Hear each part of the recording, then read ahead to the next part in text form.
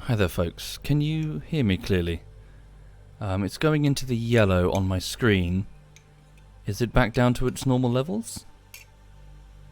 Hi there, folks. Sorry about that. I'm not entirely sure what happened. I guess my microphone had gone and boosted itself up to 100 compared to its normal range. I don't know why. 1 second. Just going to fiddle with some other audio settings. There we go. Ah, that's not right. Hold on. Wow. Why has my PC done that?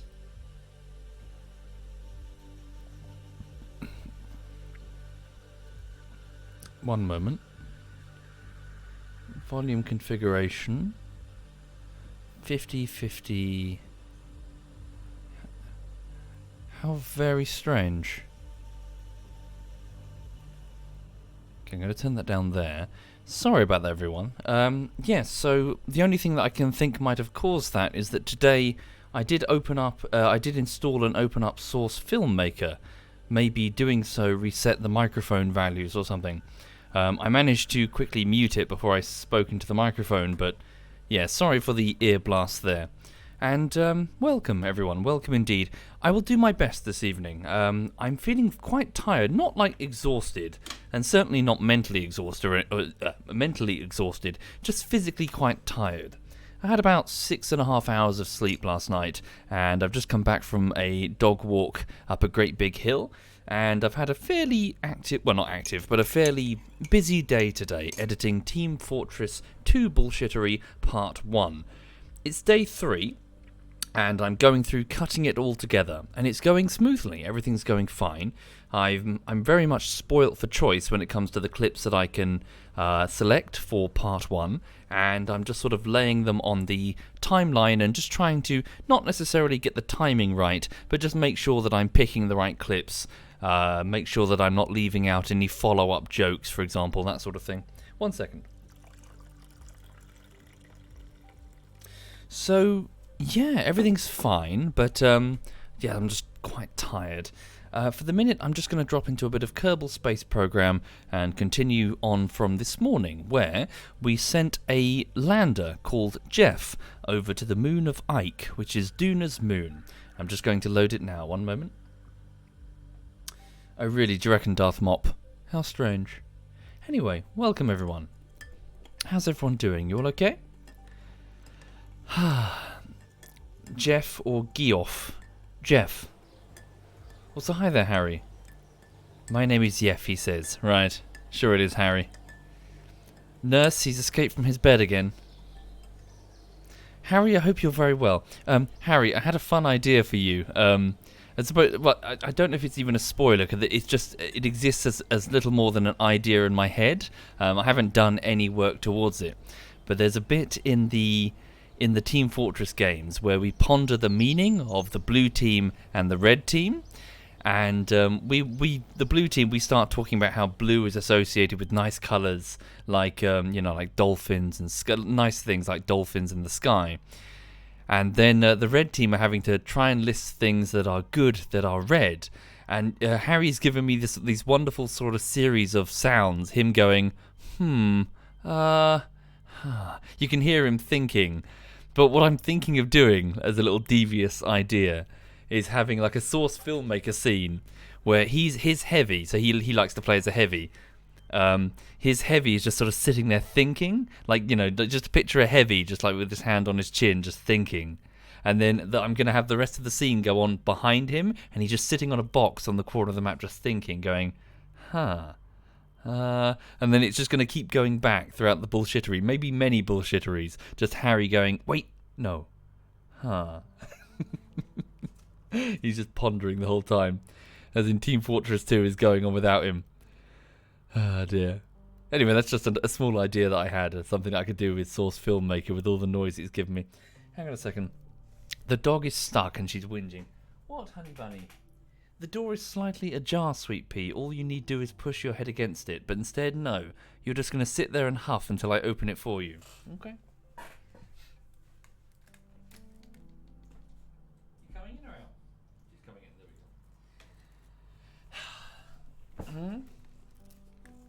Yes, I love you too, sweetie. Yes, there's your biscuit there. There's a biscuit on the floor for you, sweetie. Hang on. Are you going to come up on the sofa and say hi? Hey, darling. I know, we love you too. I love you too. Hey. Yes, I love you. Oh, she's off to see if there's any foxes outside that she can growl at. Anyway, hi everyone. So yes, for the people just passing through the stream, I'll do my best, but I'm very tired. I've got a coffee in front of me that I'm going to start sipping. It's been a long day. Team Fortress 2 is on day 3. I expect something like this will probably take me around 40 days to finish, just as a rough approximation of how long I think it's going to take. That's not a very accurate interpretation because there's lots of question marks in front of me. So bear with me, but day 3 of a probable 40. I might revise the estimate down depending on how well things go. Okay, so welcome to Kerbin. So that's the Earth analogous to Earth right there. So let's just zoom out and go over to Duna. Now this morning we sent Jeff an automated mining node over to Duna, and we sent it past Duna and had it land on Ike, which is the small moon nearby. I'm going to go to Jeff and then navigate to an area of, rich liquid fuel, and we're going to have it mine the materials in order to refuel passing vessels. So, let's go here. Give me the planetary info for Ike. Tell me about it. Ike is a relatively large grey object occasionally seen orbiting Duna. Scientists have postulated that Ike is seemingly perfectly positioned to sneakily interfere with any object that presumes to come orbiting near its parent. Indeed, it's rather frustrating continually having satellites flung free or whatever. Thank you, Avani, and swizzle my dizzle. Thank you very much. Thank you. Harry says, I thought you'd snipe the foot story for a later part. Oh, the foot story. Yes, I might include that in a later part, but I was going to ask your permission before I did, Harry. I didn't want to be rude. But yeah, so perhaps a later Team Fortress, I think, or maybe Armor. We'll see. But yes, I'll speak to you first to make sure you're cool with it. Coffee. Cool. Well, I hope you're very well, Harry. All right then. So, 1 second. Let me just switch over to the cutoff. No, wait. Resources. Surface, resources, ore. There we go. Have we landed slightly too far south? Maybe my waypoint was a bit too far south. Okay. So, let's head further north then. Let's just up the cutoff. Where's the densest part of the ore? 70, 80... up here. Okay, so let's just drive north by some distance. So, jump over to Jeff and start driving northbound and see if we can get to a better ore deposit, shall we? Would I recommend Kerbal if you enjoy Space Engineers? Epic Loot, not really. The two games are not comparable at all, really, being set in space, but beyond that they're extremely different. Space Engineers is effectively Minecraft in space, where you're dropped in and you have to refine the materials in order to create blocks which do distinct things, but otherwise you can assemble at your leisure to make something from your imagination. Minecraft, basically. This one is not. This one is a simulation game where you play as NASA, and each of the individual parts, while they do different things, they do them in extremely specific orders. It's more like put them together like a puzzle. And you're given tasks, very specific science-generating tasks, such as, let's go to Dres and get a soil sample, that sort of thing. And you get points based on your ability to complete those tasks effectively. So one is a true sim. This is a true sim trying to replicate the challenges of space travel, whereas Space Engineers is Space Minecraft. Thank you, Jester. Thank you very much, Jester. Right, so let's see if I can get up this hill and then speed down as quickly as possible. Are the brakes on? No, we're good. So welcome to Ike. We're on the South Pole right now. Can we see Duna from here, I wonder? No, it must be on the other side. It's very good, Grim. It's a hard recommend from me. Kerbal Space Program is one of those must-haves in the Steam library. Strongly recommend Kerbal. And as I keep mentioning, it will teach you things about space travel that afterwards they're just very basic elements of rocketry and space travel that will make you sort of go, oh, I get it. You understand the challenges involved, and it sounds a bit wishy-washy, but you also further understand our place in this solar system. How we're trapped on this dense atmosphere terrestrial planet, which makes getting anywhere rather tricky, actually. Very tricky indeed. We've got a bit of a bummer ahead of us when it comes to moving around. Yeah. And as I keep saying, you'll never take any moon hoax conspiracy theorists seriously again, because you realise that getting up to the moon is hard, but it's not that hard.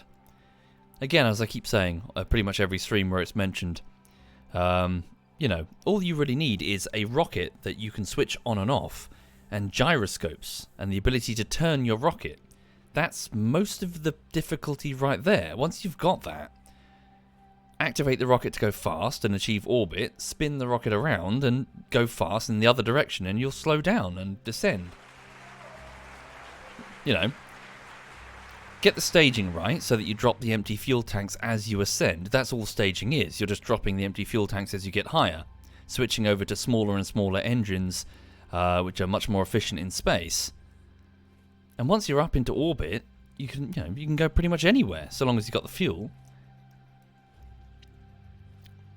So yeah, go high enough, just burn fast enough, and your orbit will increase on the other side. Keep increasing it, and oh wow, it's the moon. It's just orbiting. It's just doing the exact same thing the rocket's doing. Just like that, you get to the moon. Getting there in one piece is the tricky bit. Slowing down, turning around and slowing down.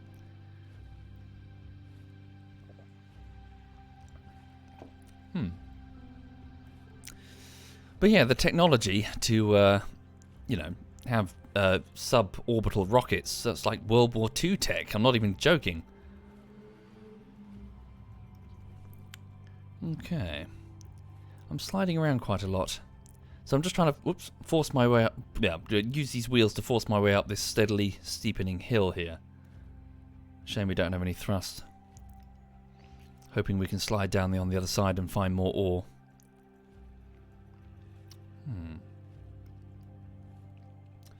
Well, FifeCat, this is specifically a sim. That's kind of the point. It's not a one-to-one representation, of course. It's just the very basics, the basic introduction. But nevertheless, yeah, kind of. This isn't your typical computer game. This isn't like, lol, let's, run around and stab goblins or whatever. This is trying to replicate those challenges.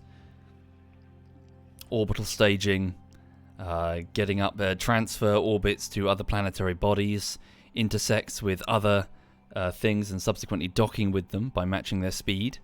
And, yeah.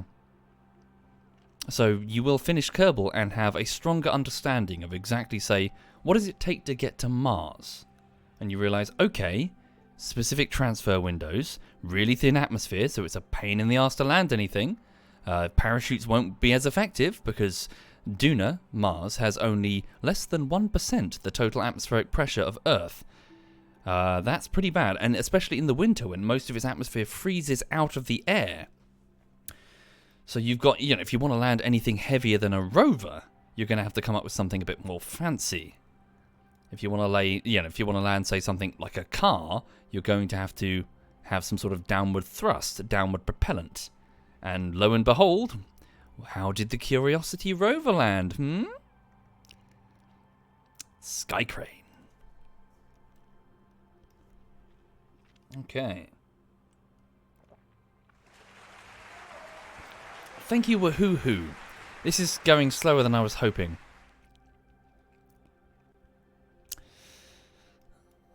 Yeah, I figured that the wheels would at least be fairly speedy, but they're not. And we're running out of electrical power. Shit. Thank you, A Bitter Pill. Thank you very much, A Bitter. Reduced traction? Am I not going to slide around a lot, though?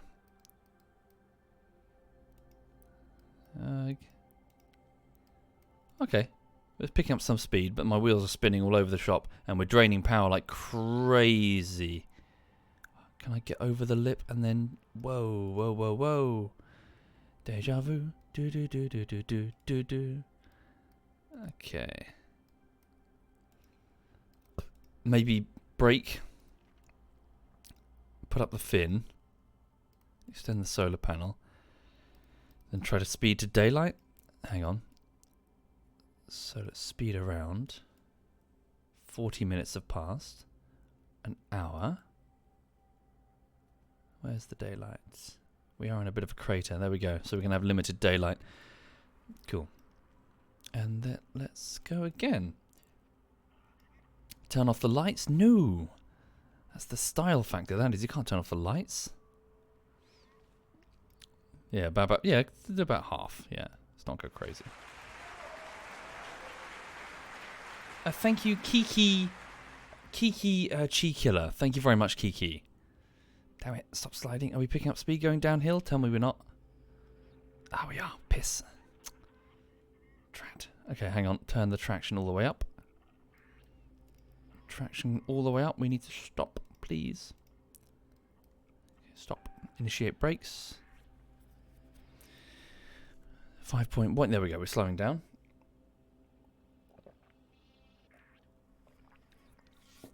Right. The function was not reducing traction, it was traction control, which is what stops the wheels spinning under power. Okay. It was more just me trying to stop sliding around. Turn the motor up, do you reckon? Motor enable, motor direction normal, friction control. Ah, cool, friction control. We can up the friction control. Let's try that. Traction control, auto. So we got better friction. Okay, so switch off the forward. Nope, we're just going to stop. Forward, please.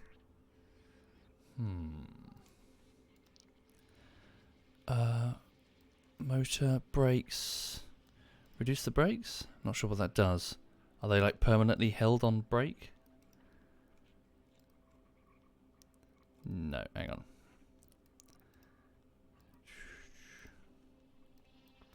Tricky. Okay, yeah, the brakes will bring us to a full stop. Okay, can we keep going? Traction control all the way up, maybe? Get the ball rolling, then we'll spin up. Right. Come on, get the ball rolling. Ah, crap. Thank you, Yo What Up the Sky. Thank you, Yo What. The brakes are on. Now I feel thick. Yes, indeed, the brakes were on. Come on, push forward. I could be a cheeky bugger and No, I shouldn't do this. Fuck it, I'm going to do it. Here we go. Retract the solar panels. Do not ever do this at home. If you ever find yourself with a moon lander with Werners on the underside. What I'm about to do is incredibly stupid. Initiate RCS. Give me Werners. Werners ready. Give me SAS. SAS ready. Turn me to face north. Oh, sorry, what's going on here? No, we're fine. Turn me to face.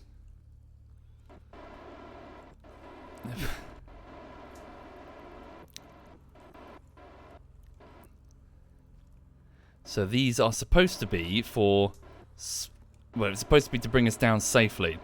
I'm now using them as propulsion to lift us up and send us on our way.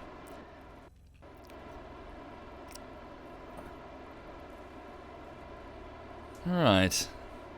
We do have quite a bit of fuel and oxidizer, and we know the Werners do work. So it's a bit stupid. 10k app. Yeah, keep pushing. But then again, if it's stupid but it works, it's not stupid.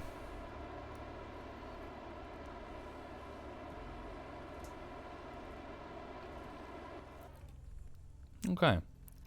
Zoom in. Yeah, just make our way up a bit further into the ore deposit. Okay. Yeah, or it is stupid and you just got lucky. Yeah, yeah. Yeah, prepare those Fs though, everyone. Keep them warmed up. So we're now moving at 103 meters per second, about 900 meters above the surface, the south pole of Ike. Can we shimmy along, eensy weensy?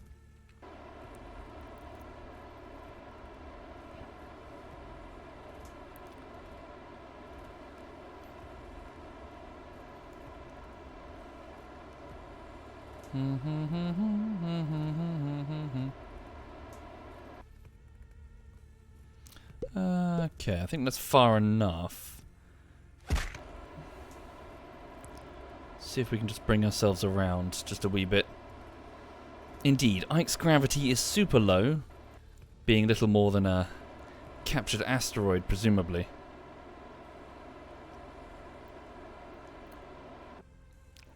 Okay, that's very, very much good enough. Switch off the RCS. Ah, dearie me.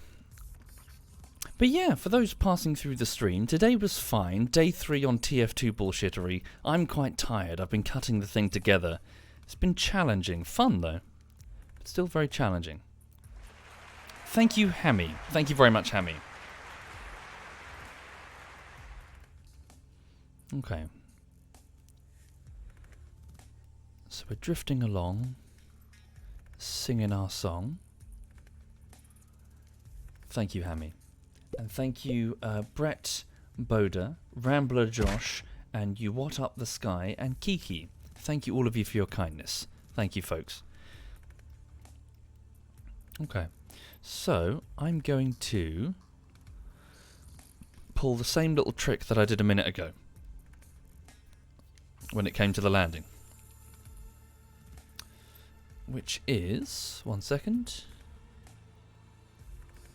So you see that yellow icon on the middle of the nav ball? That is the prograde. Now the problem is with the Verners is that they're technically maneuvering thrusters. They're not like a true thruster. And I can't modify the drone's control unit to switch to up. So I don't have direct control over the, I suppose, the thrust. I can only guess. I'm just doing guesswork. So what I'm going to do now is I'm going to do a burn here to try and push the prograde as best I can towards the base of the nav ball, so in the middle of the brown section. So just reduce my speed. This will make sense in a minute.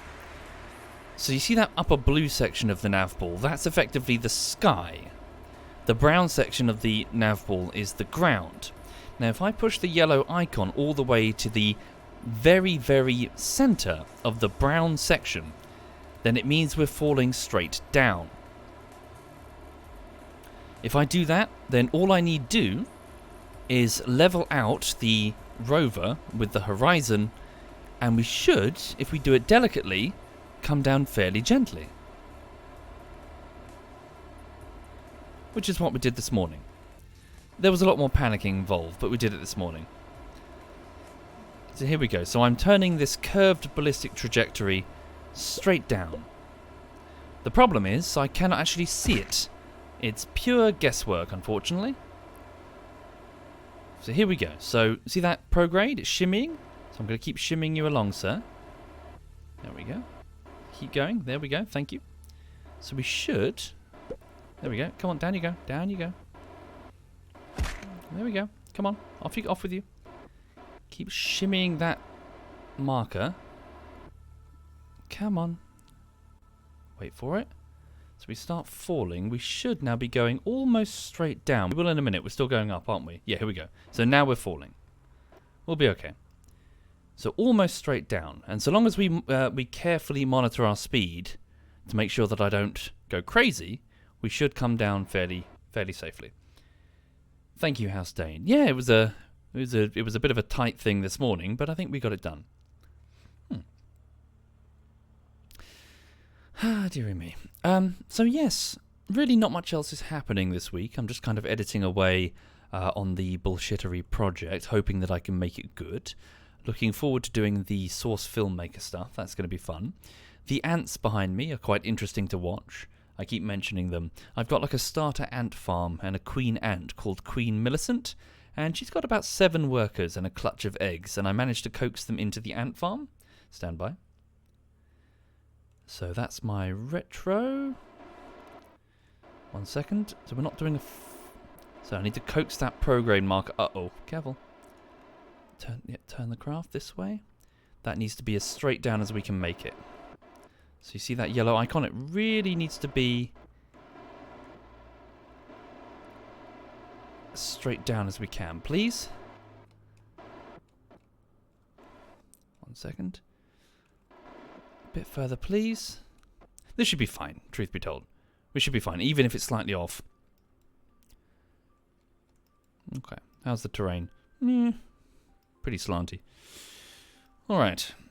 So we're moving at 35 meters per second. We're 500 meters from impact. Burn the Verners. 470 meters from impact.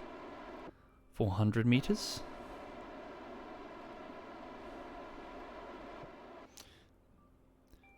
Okay. 300 meters, just past it.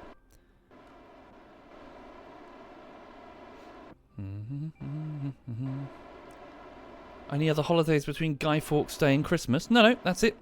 Just Guy Fawkes and Christmas. There we go.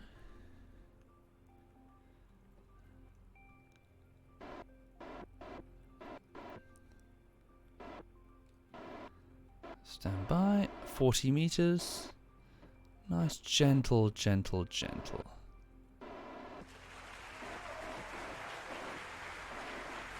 Six meters and bada bing, bada boom. We're down. Okay, switch off the Verners. Now, is the area up here a bit more favourable for mining? Let's have a look. Thank you, Panzerbomb, Brandiro, and Daygore. Thank you very much. Thank you. Extend solar panels. Extend. Activate radiators. Okay.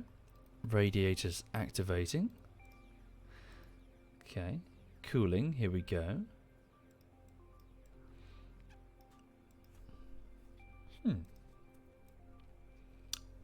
How did it not end up with an explosion? Through sheer force of will. Also luck. Okay. So, extend the drill. Can probably get away with extending both drills. And engage the refinery here. Start creating liquid fuel and oxidizer. Initiate the surface harvester. Here we go. So, Jeff, the drill ship, should stand by and extend the antenna, because why not? So it should be able to do this effectively without overheating or running out of power when it's daytime. Thank you, Bargast. Thank you very much, Bargast. Thank you. Indeed, those radiators do look awfully hot, don't they? Hopefully they should work. They should be able to dissipate the heat. Yeah, there we go. So speed up the time. They are. So how are we doing? So it's not being filled because obviously we're just filling up the place with liquid fuel. There we go. Liquid fuel and oxidizer is now filling the craft. Nighttime. So it's still running. Do we have enough batteries? So we've got 8 of them to survive a full night of mining. Let's have a look. It's going to be close. Drat. So we're shutting down the probe. There we go. Cool. Then it comes back immediately. Everything, reactivates. Oh, that didn't reactivate. Okay, might need a few manual things then. Okay, so that's cool. So we can get fresh liquid fuel and oxidizer and also monopropellant and deliver it to any craft who turns up, basically. Anyone who lands nearby, the rover will just come on over and provide that fuel. Nice. So, now the next thing that I want to do is I'm going to go over to Duna and I'm going to take the space plane and I'm going to take it all the way to the ground. We're going to pick up a scientist. So drop off the engineer, Stadius, and then pick up a scientist and then come back up. We're going to fly down to the base, fly back up, and then come here to perform scientific experiments on the surface of Ike. Seems fun. While we'll also check the Space Center to see if there's any specific missions to do so, but we've also detected some anomalies here which I want to investigate. So, 1 second. Back to the Space Center. Alright. Yeah, I think so too, TV. I'm pretty sure it will get away with just creating fuel. Okay. Thank you, Barghast. Thank you for doing that, Barghast. And thank you, Panzerbomb, Brandiro, and Daygore, and Spaghetti Boy. Thank you, all of you. Sorry if I miss anyone. Thank you sincerely, folks. Right, so let's have a look at mission control. Hey there, Gene. Right, plant flag on Ike. Okay, we still need to do that. Yeah, we can do that. Explore Eve. Finish construction of a rover on the surface of Dres. Okay. Science data from the moon. Orbital station around Ike. Okay. Extract ore. Repair satellites. Bring volcanic rock back with me from Eve. That's a very difficult one. What's that? Sorry. Peak biomes where? Eve. So we're getting lots of Eve missions now. Cool. Alright. Yeah, so nothing specific beyond plant a flag on Ike. So let's go do that then. So let's leave the facility, go to the tracking station. And we'll go over to Duna, and specifically the space plane that's in orbit ready to go. So, let's find Moonlander Advanced. Is that the one we want? So moon fuel empty. The moon fuel mule. Is that not just debris? Landed on the moon. Oh, no. It's fine. Where is it? Moonlander Advanced, Dread Specific Relay. I guess it would become part of the space plane because we grabbed it with the grabber. Where's my space plane? So Xenon, Duna Base 1, Dres Probe. Probably just zoom in and find it at Duna. 1 second. What's that? Dres Specific Relay. It's almost arrived. 14 days. Cool. Then we'll have the ability to send data back from Dres. Nice.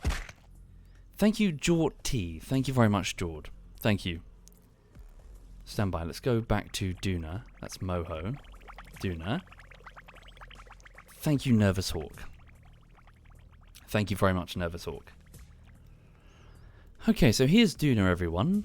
Let's go over here. So the Ike space station is there. Uh-oh. That's not a good sign. They didn't fall, did they? Were they killed? They weren't in an unstable orbit, or were they? Not good. Let's go back to the Space Center. But that was Jeb. Have they died? Available, lost, none. Available. Assigned. No, here he is. Duna plane, MK3, what the fuck? He's here.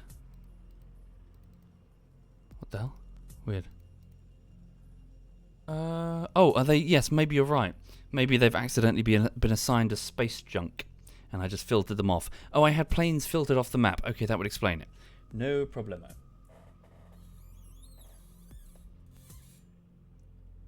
Sleepy dog. So I did. Thank you very much. There they are. So, space plane.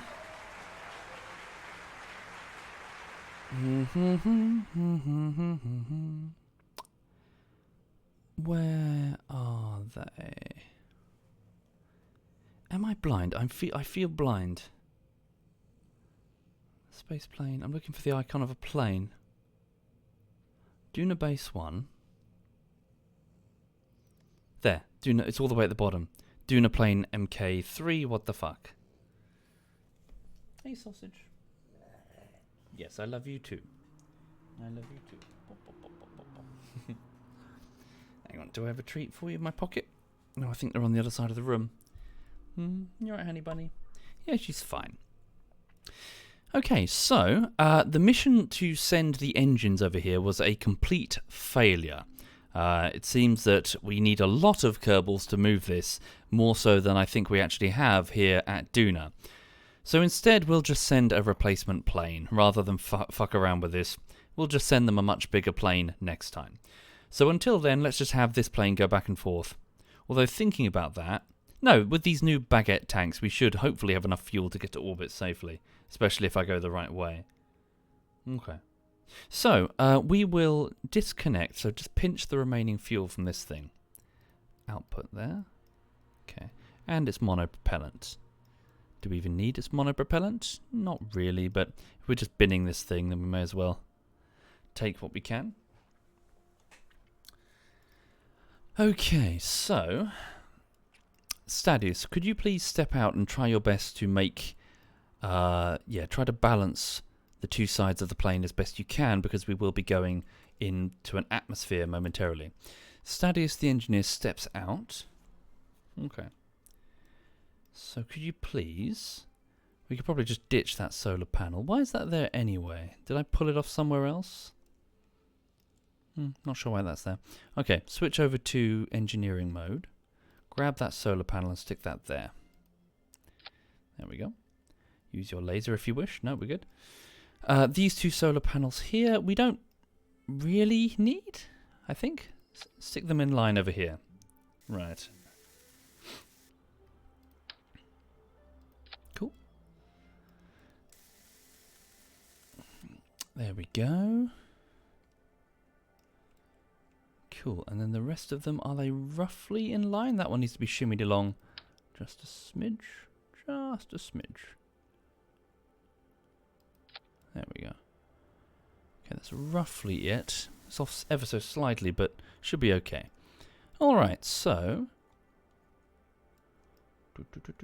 Just fired up the game after a few months. All your space station satellites are just gone. Any ideas if it can be fixed? I have no idea, I'm afraid. Sorry.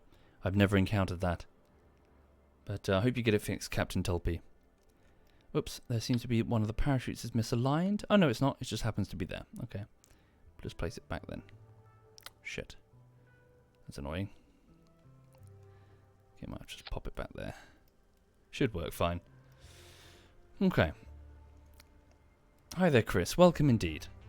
Yeah, I'm just chilling. I'm feeling quite tired. It's been a long day. I've been editing Team Fortress 2 bullshittery. So, quite tired. Okay. So, let's just check the weight distribution. Everything seems okay to my eyes. Yeah. Alright. So, we'll ditch this. I would fly this around, but fuck it. Actually, no, let's take it with us. Why not? Let's take it with us in a decaying orbit. So, what would be the best way to do this? Let's go... Where's the target? Yeah, go to the periapsis. So, quick save. Actually, why am I dragging the dead weight? We really don't need this. Just ditch it. We can always leave it here for later if we absolutely need it for whatever reason. Yeah, just ditch it. So, oh, is that in line? That might not be in line. That's going to be another problem. Release that. Okay. And then disarm. And then Stadius, could you just pop outside again? There we go.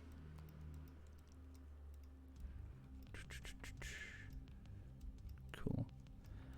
So please open up the doors there. Grab that mystery goo containment unit and just stow it. Okay, so stow that in there. There we go. And then also take the junior grabber and then stow it in there. You've managed to put some wobble on this. What on earth are you doing, Stadius? Where's that Jeb? Not sure who's doing that. Okay, never mind. Just put it... It'll generate some drag, but... It's fine. Okay. Let's close the bay. Alright. There we go. Get back in. Dragon space. Oh, we're not going to space. We're going to Duna. Alright. So, let's plan accordingly then. So, quick save. Right. So, stand by. Just put the parachutes, make sure they're all packed. And get them on their own separate staging so I can trigger them all simultaneously. As and when I need. Cool. And they're all packed, yes. Deploy shoot. Yeah, they're all packed. They look packed to my eyes. 1, 2, 3, 4. Cool. There we go. Indeed, Bargas, trying my best, but they take weeks to make, I'm afraid. Okay, so let's warp here.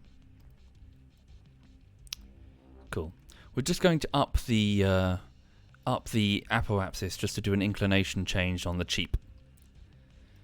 And then we're going to come on in on a changed inclination, lower the orbit, enter the atmosphere, glide our way over the base, and then initiate the parachutes once we're low enough. Okay. So, stand by. Initiate engines. So by burning forward at the periapsis, we're increasing the apoapsis, like so.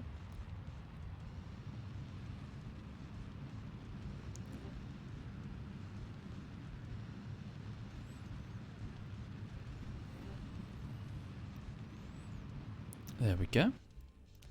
And then if I select... So I always have trouble doing this because it's not showing me what is it? The nodes that I need when selecting a planet. Select that as the target. Okay. Ascending node is here. Add maneuver and then do an inclination change. How much will it cost me? So do an inclination change. Don't go too high. Inclination change. Don't go too high. Do I know that gliding barely works on Duna? Yeah. Dude, it's a space plane. It comes up and down from Duna all the time. It's not the first time this plane's landing on Duna. It's designed for this purpose. Okay. So, 1 second. The base is... Frustratingly, we might have to wait some time. Tell you what happens if we do it from the other direction, actually? Would it be more favourable? If I do it from the descending node? Stand by. I'll go the other way, in fact. So do that. Yeah, no. 200 delta V. Tell you what, up the... I know what I'm going to do. Go to the apoapsis and then give me... Yeah, further up it. Thank you, Skari. Thank you very much, Skari. Okay. How's Lulu? She's good, something Wong. She's just back from her walk. Yeah, she's happy. She's also had a big dinner of whitefish and turkey heated in the microwave with some kibble and some carrots. She was suspicious of the carrots, but yeah, she's fine. Thank you, TK. Thank you very much, TK.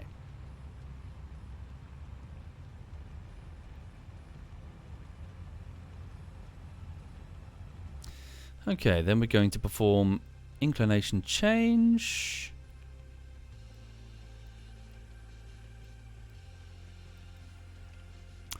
Trouble is, yeah, I put the base way further south than I should have, to be honest. There we go. Keep shimming along. Cool. So that's 355 delta V. Where is the base, though? There. Should be fine. That'll make it. Okay.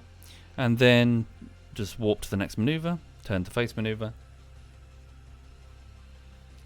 Okay.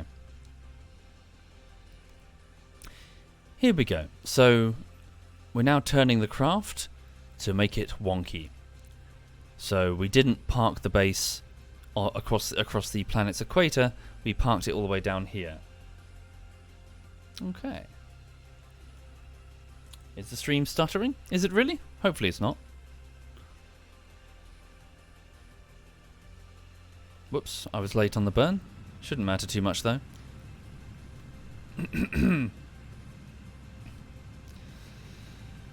Okay.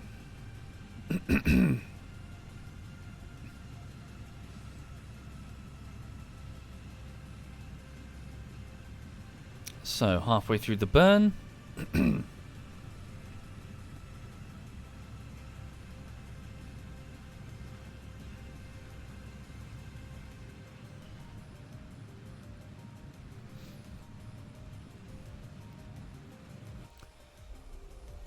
There we go. So now we're going to have to wait a little bit, but we may as well come down lower. So go straight to the periapsis and then turn retro... Whoopsie. What am I doing? Straight to the peri. Whee! And then burn retrograde to lower the orbit. How high are we right now? 195 kilometers. Duna's atmosphere is roughly 50 kilometers if memory serves. Something like that. We'll be fine. Let's just come a bit lower. Thank you, Nervous Hawk. Thank you very much. So Duna's atmosphere consists of mostly carbon dioxide, mostly but not entirely. And as mentioned, over the course of the changing seasons, it has a habit of freezing. It has of freezing out. In other words, accumulating at the poles as dry ice. And then as it starts to warm up in the spring months, it will leave the poles, forming very powerful winds. Very powerful winds. So despite having an atmosphere that's less than 1% the pressure of Earth's, it's very bloody windy on Mars.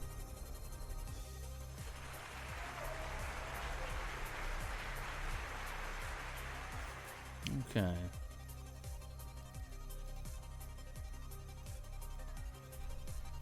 One second.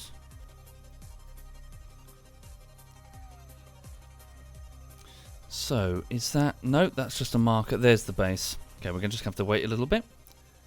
Here we go. So let it rotate. For some reason, the base is also rotating.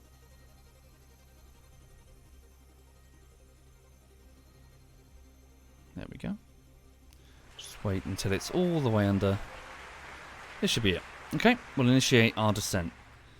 Quick save and then go on down. Thank you, Blackwood Sound. Thank you very much, Blackwood. Thank you. So let's have a look. So what do you think? We might have to guesswork it a little bit.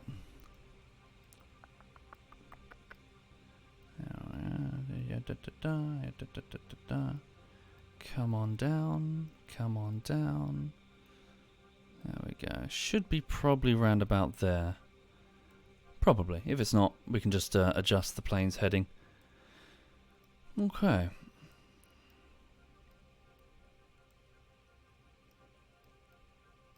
Should be fine, I think. Alright then. Make sure we have the base set as the target so it will appear on the nav ball to make it easier. Turn to face maneuver. 189 Delta V burn in 2 minutes. Stand by. Thank you, Blackwood Sound. Thank you very much, Blackwood. No cannon fodder. Not true at all, sir. The winds on Mars are going to be a continual problem that we're going to have to deal with, owing to the fact that they're continually blowing dust, which consists of iron oxide particles and a shit ton of basalt rock, which covers solar panels, clogs equipment, and is generally going to make any sort of, well, exploration or even colonization effort on Mars a huge hassle. The winds are a major concern. It's for this reason, and the lack of a magnetic field, or at least a magnetic field that will be suitable, that the suggestion is that we occupy volcanic tunnels, so lava tubes, extinct lava tubes, until we can find a better solution. Let's go. Initiating burn in... now.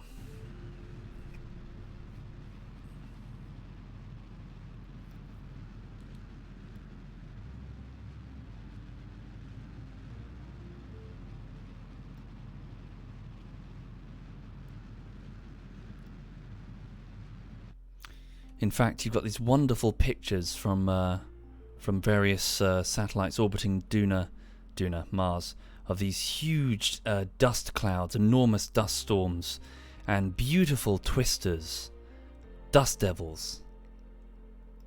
Massive things, beautiful to look at. Okay, so here we go. Switching over from sea level to land on the tracker. Might have misjudged it a little bit. It's okay. If we do, we'll just quick load it and try again. So how long until we touch the atmosphere? Let's speed up time. Wee. Yeah, might need to do a wee bit of an adjustment. Yeah, I'm not going to hit it, am I? Yeah, let's adjust further. Add maneuver, and we'll go over here. Just to just an easy weensy bit. Maybe speed up just a little bit. There we go. Cool. And turn to face. Is this going to be a landing or a no-controlled descent? It's going to be an entry followed by a glide followed by a parachute landing. Right.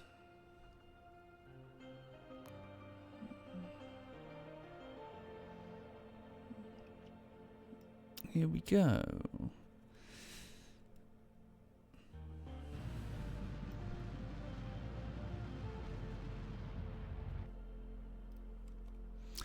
Right, let's do that then. Turn to face prograde. So the atmosphere is roughly 50 kilometers beneath us, but truth be told, it's really not going to be notable until we get to, say, probably 30 kilometers. We'll probably experience some atmospheric heating though, but I'm rather hoping it shouldn't be enough to cause problems. If it is, we'll just quick load it. Go in shallower. Should be fine. Yeah, actually looking at that, we are quite steep. We might blow up. Okay, let's see what happens. Turn to face prograde. So that's our target, isn't it? Nice, nice, nice. Cool. 700 delta V. It's not that much. Okay. Speed up time. Whee! Here we go. And here we go. We're licking the atmosphere of Duna. It tastes like rust. There's our target, everyone.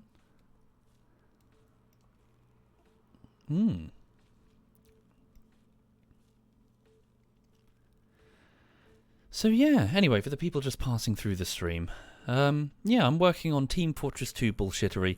I've had 3 days so far.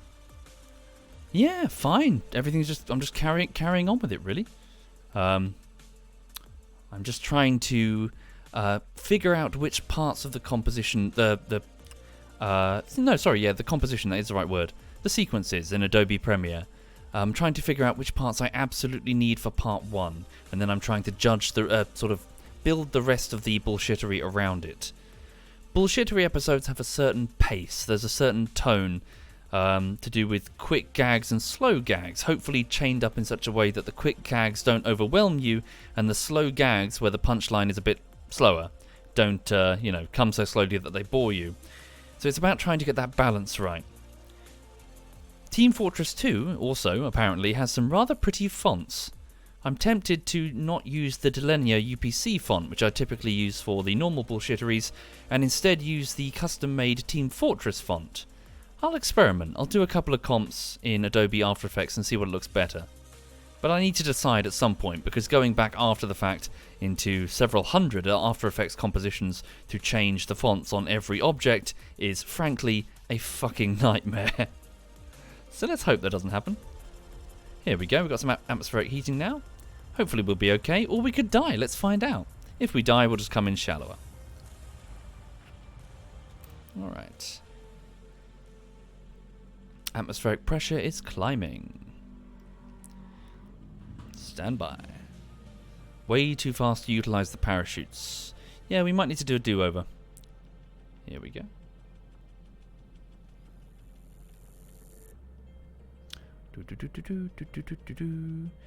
Atmospheric pressure's climbing. Okay. 9 kilometers above the surface of the crater. Start a turn. Actually, no, wait a sec. No, start the turn now. Why not? Why would I not start the turn? Here we go. Gently. Here we go. Try to bring us around. That's our target beneath us, or is it? Yeah, that's Duna Base 1. There we go. Up the nose a little bit. Yeah, get those Fs ready, everybody. I'd be disappointed if you didn't. Alright, here we go. What's that over there? Oh, that's the initial landing site, isn't it? Yeah, the first Duna landing. Yeah, maybe we should have come in a bit shallower, a bit earlier. Right, get ready to initiate the engine. Initiate that engine. Let's bring around that prograde. Come on, bring it round. Hell, even we don't necessarily even have to land on target. We can just roll over. Okay, come on, bring us round. Bring us round, bring us round. There's still time. Atmosphere is getting nice and dense now.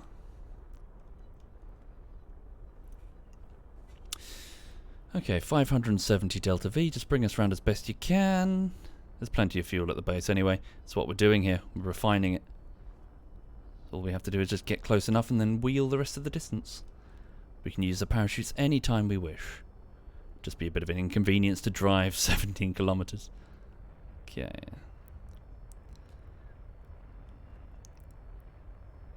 Also, the hillside is approaching because that's the edge of the crater, isn't it? Alright. Indeed, Sherlock. That edge has been smoothed down over time. We did have some members who were quite, yes, like that, shall we say. Okay. Assuming that there were habitats with other people and you had the chance, would you go to live on Mars? Thinking about it seriously, probably, actually. It would be very, very difficult. It would be a hard thing to do. And it would no doubt be full of moments of regret. But at the same time, if you were offered the opportunity to do something that mattered, that really, really mattered, something critical, something that people would remember for hundreds, if not thousands of years if you pull it off, would you say no? Would you turn up the chance and then perhaps decades from now, would you wish that perhaps you'd said yes?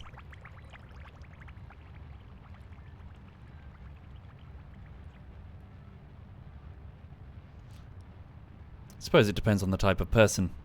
But if anything, it would give you something that I think a lot of people would particularly crave. A good purpose. A Mars colony would potentially put the human race in another basket in the event that something bad happens to this one. All of our eggs are currently in this one, and these baskets are being shot at all the time. Asteroids flying in all the time. So all it takes is one big one and it's all over, folks.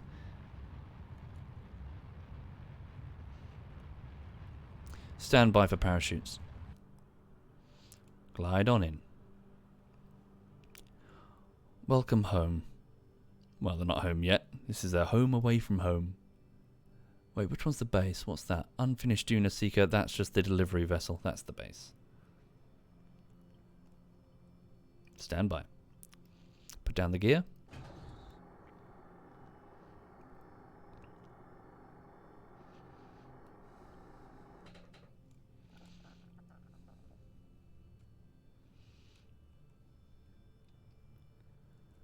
Keep on going in. Get ready to initiate parachutes. Hopefully they should work at this altitude. And initiating now. 1 second.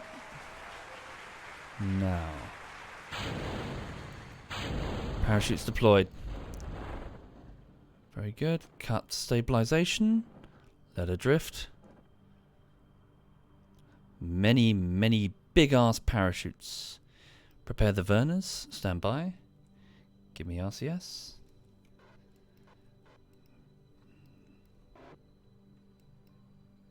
Don't land on the nose. That's a bit silly. Initiate SAS. Prepare Verners. Verners are ready. Level out. Don't damage the wing.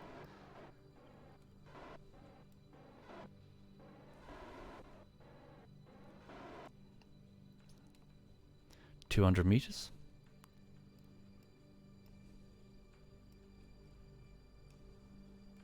130 meters. 90 meters. 50 meters. Initiate Verners. Hard burn. 18 meters. Touchdown. Touchdown on Duna. Cut SAS. Cut RCS. Initiate brake. We're here. Okay. There's the base, 300 meters away. Welcome back, folks. Space plane has arrived. Thank you, Raw. Thank you very much, Raw. Yes, I was a little disappointed with the performance of this particular space plane, though. Hence me sending the better engines. It's a shame that they didn't get attached. No matter. We'll send a much, much bigger, upgraded version. Let's go. Drive on over. Stadius will attach the grappling to the grappling Junior to either the nose or the wing, and then we'll pick up additional fuel. Then we might as well go straight back up again, frankly. We'll take a... So that's a bit of a question mark, because remember, last time we did that, we didn't succeed. We got itself stuck and it had to be rescued by a refueler, which was annoying. So I wonder if these additional baguette tanks will let us achieve what we want to do, which is meet up with Jeff. Or at least the station. Actually, question mark. We need to figure out where we're going. Okay. Indeed, this is a fairly small base. It's nothing particularly special. It's not far away, it's just small. Consisting of a science module and a bunch of fuel tanks and I think a hitchhiker's module. We should try and expand it, to be honest. Although, I'm going to be honest, I'd prefer to move it. That's not that tricky. I mean, it's still an assembled unit. We could just launch that up on the same rockets that brought it down. In fact, we may consider doing that. Leave this plane here, get the better one, launch off to a much more appropriate site. Because here's what I'm thinking. There's a big-ass mountain range that's about 7 kilometers above sea level. And it's on an equatorial, or at least near equatorial orbit. That could be very convenient to come and go if your starting burn is already 7k up.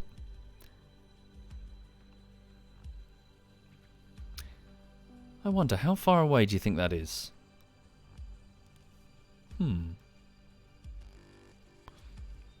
Sea level. Planets have sea levels? Hell, Duna had a sea. It's gone now though. But it definitely had huge oceans covering its surface. Liquid water. For a very long time. Longer than there's been liquid water on Earth.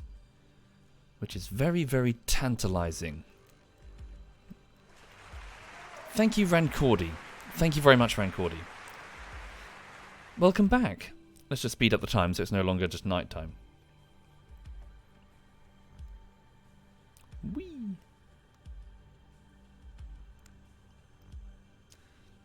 Thank you, Husty. Welcome indeed. Sorry, I'm quite tired though. I'm just sort of speaking softly because I'm just quite drained. Do you mind if I just eat some chocolate? 1 minute. Damn it, what happened to that bar of chocolate? Here it is. Just trying to keep my energy levels up. Anyway, how's everyone in the chat? You all okay?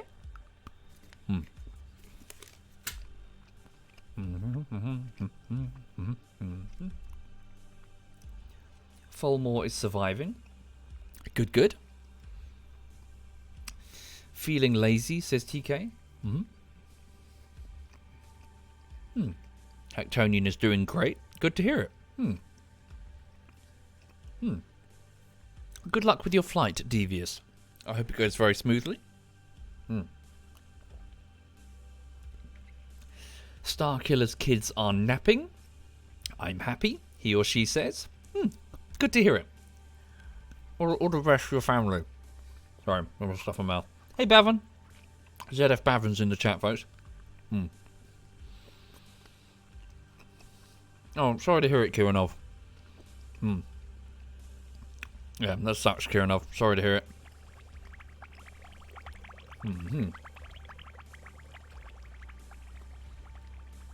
Thank you, Mandeo and Axe Kills. Thank you, both of you. Shit. Strider, I wish you, all the best in finding another job. Hope it goes very quickly. All right. So, let's have a look and see what the base is doing then. So, we've got plenty of fuel. Right. Yeah, a shit ton of fuel. Although, we lack oxidizer, so we're going to have to process some of that. So let's do that first, and let's make sure it has sufficient fuel before Jeb and Stadius get aboard. Right. So, stand by. Initiate this drill. Deploy. Quick save. Your girlfriend says the sub animation has boobs for eyes. It's been mentioned a few times. I can't see it really. I guess it's because I grew up with the Wombles. Thank you, Ballistics. Thank you very much, Ballistics. Okay. Also, how many boobs do you know that have eyeballs? What the fuck? Initiate drilling operation. Start producing oxidizer. We've got quite a bit of liquid fuel. The base is excited and therefore it is wobbling. Okay. I should be able to speed up the time. Here we go. Oxidizer is being produced.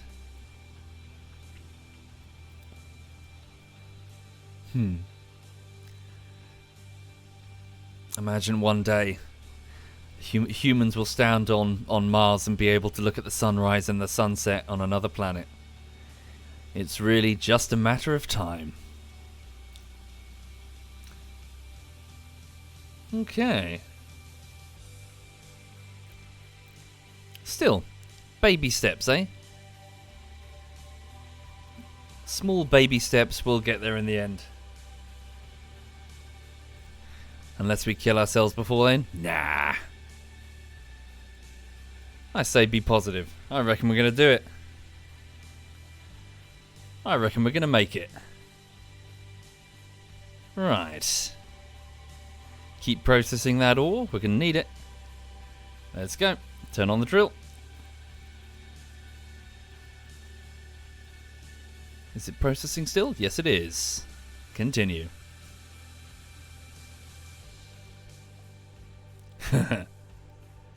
Playing peekaboo with the damn sun. Huh. Oh wait, didn't we bring extra solar panels? Ah, I should have brought them down here, rather than leaving them upstairs. And by upstairs, I mean in orbit. Okay.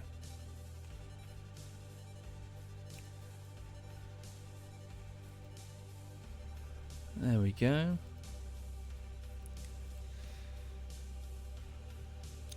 Banana, at the same time though, there will always be a pandemic or a crisis or something or other.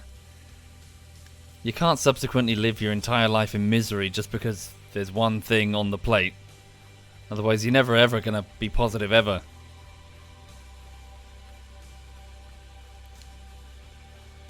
Okay. Oh yeah, watch me, says Nervous. Alright. Okay. This could be a bit of a grind. Maybe we should go back to the tracking station and just let it do its thing. Yeah, just leave it switched on for now. Go back to the Space Center, go to the tracking station where the physics are not being calculated. Then I won't have to keep manually switching on and off. Alright.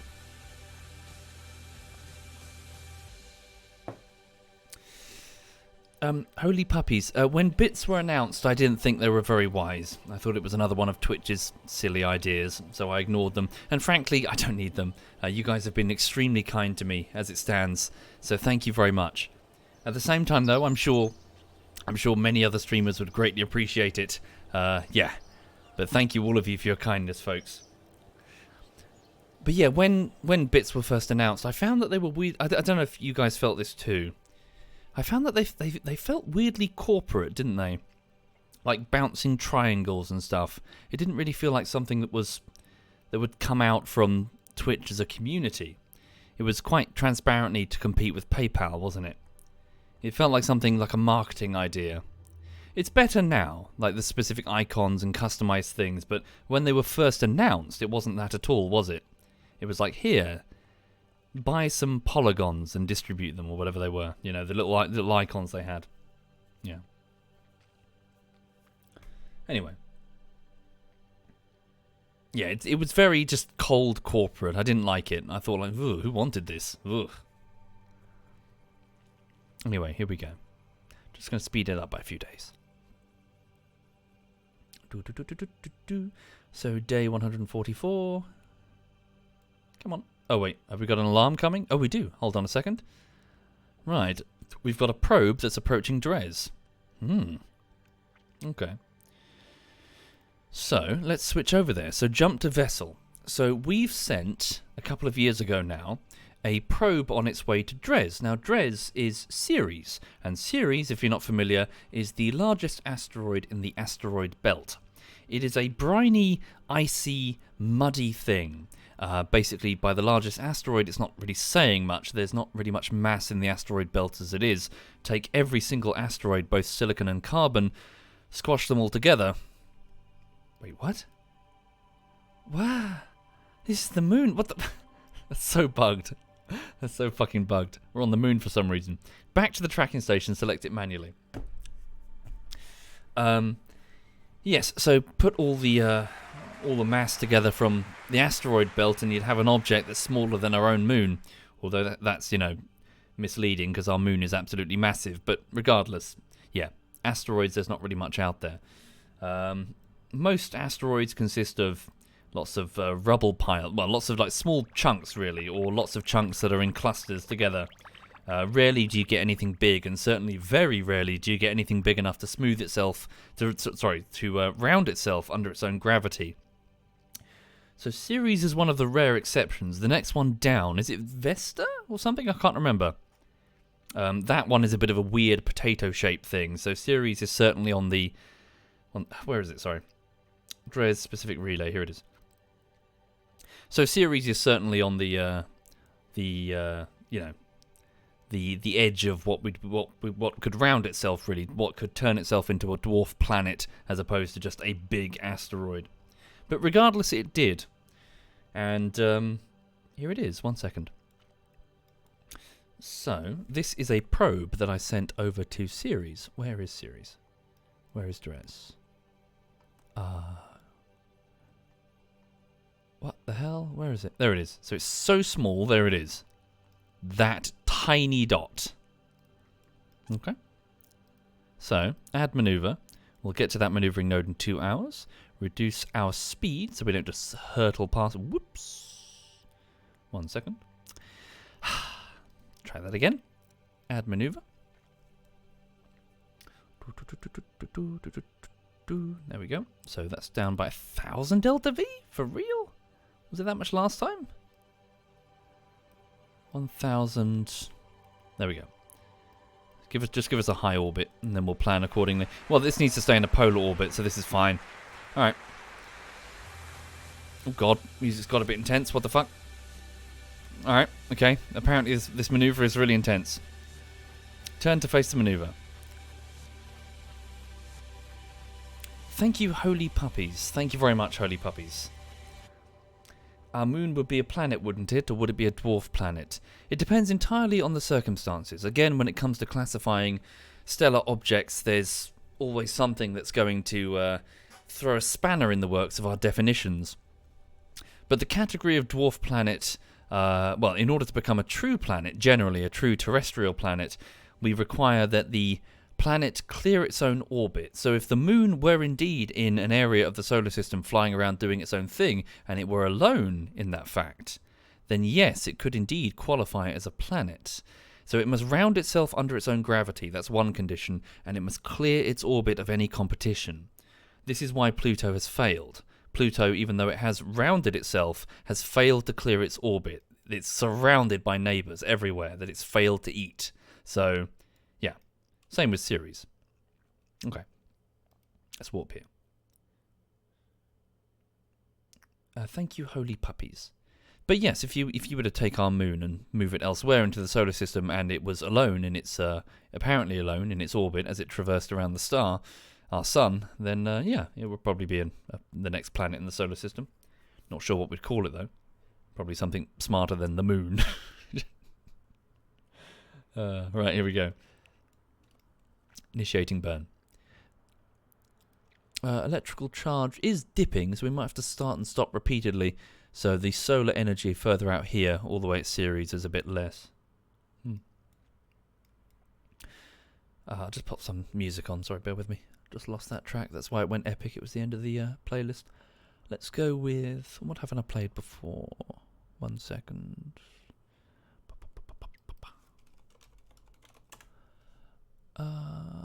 Let's go with this one. Right. Okay. So, that muddy, icy ball up here. So, as we've discovered fairly recently, and by recently I think it was 2015, the surface of Ceres, or in this case Dres, is much more active than we anticipated. Cryovolcanoes are all over its crust, and its crust is actually moving quite a bit more than we anticipated. A sort of briny, muddy mixture. But yeah, it doesn't really have like an active core. It's not sort of like churning out a huge magnetic field like something like Earth. It's basically a muddy ice ball of brine that is shifting around. We also spotted some very bright sort of blips in craters, and we weren't entirely sure what they were. When you see something bright through a telescope, apparently it's often assumed that it's probably water ice, which is often quite exciting, but in this case, apparently, it was magnesium beneath the crust, and a pretty thin crust at that. Okay. Yeah, like a dirty ice ball, really. But not really a comet, lacking the typical, well, the small size of a comet, but also the trail, which is the primary distinctive quality of the comet. Sorry, that's too loud, so I just need to turn that down. 1 second. Turn it down there. There we go. Oopsie. Cool. Oh, she's dreaming. Look at her. Okay, so we're just slowing down as best we can. So the purpose of this probe is to merely sit in a polar-ish orbit. Doesn't have to, but it'd be nice if it could, at high altitude. So we're not going down. We've already got a probe down on the surface. However, I made a bit of a fuck up and I sent that probe with a piece of communications equipment that was incapable of relaying. Whoops. It could only do direct communication, which means it could only talk to Kerbin when Kerbin was in the right position and on like a 4% signal strength at that. Whoops. So the purpose of this probe is to provide a huge relay satellite, both for Dres operations and later presumably Joule operations, the gas giant that's further out that I think is supposed to replicate either Saturn or Jupiter, or both. Yes indeed, Salasil. I'm sure I'll continue Stellaris at some point.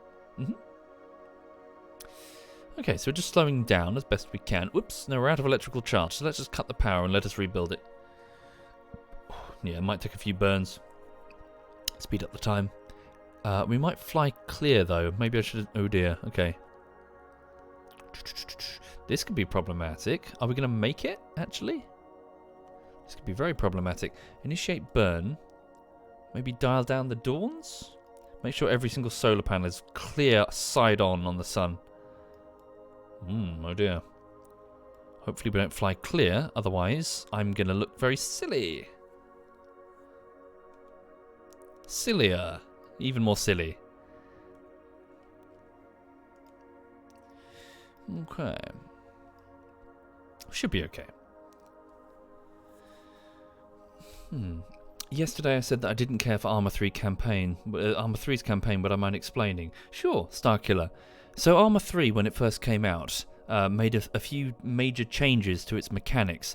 Notably was that the AI and generally the opponents were much tougher. In previous Operation Flashpoint and Arma 2, one bullet was all it took.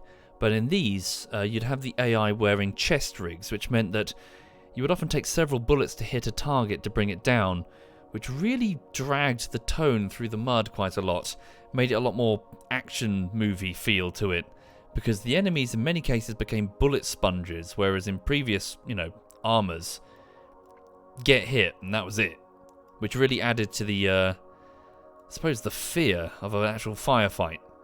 They took that away for Arma 3, and it was rather disappointing.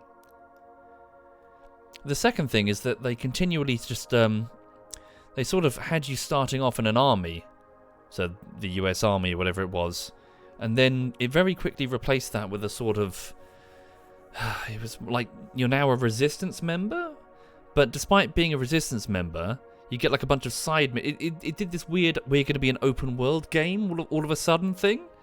Like, you're at the resistance base and it's a case of, well, do some tasks around, we've got like this report of something over here, go over there. And whilst occasionally it shined, it sort of felt like it became almost Far Cry in many respects. Like, go solo to this town and fight a special forces group. which was sometimes intense when you did it, but it got lame after 4 or 5 tries, and it didn't feel at all like armor. And it turns out, or at least based on what I saw at least, all the equipment that you bought back wouldn't actually make any tangible difference.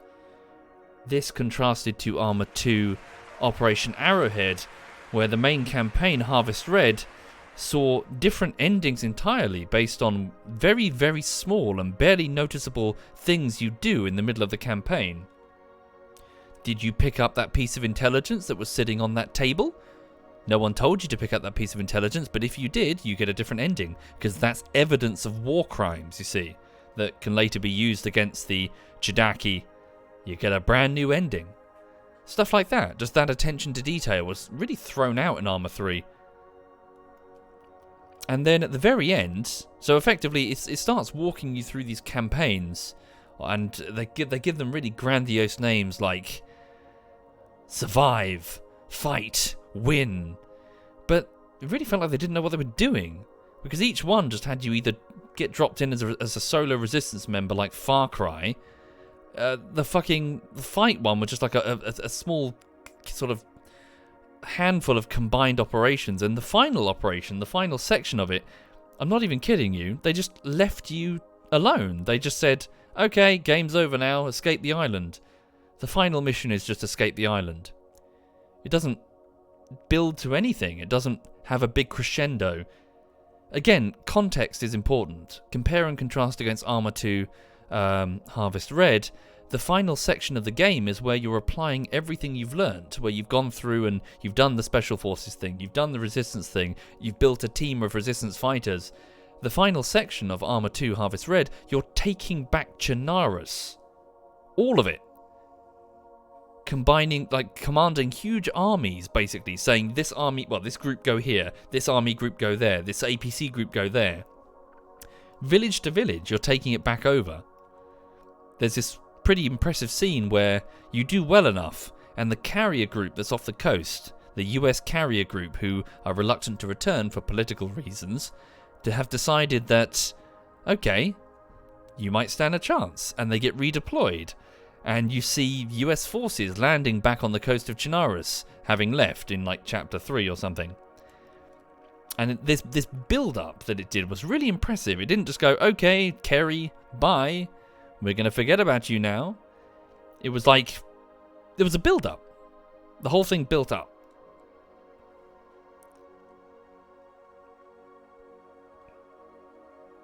But yeah, I wasn't impressed with Arma 3's campaign. It treaded water. It didn't know what it was doing.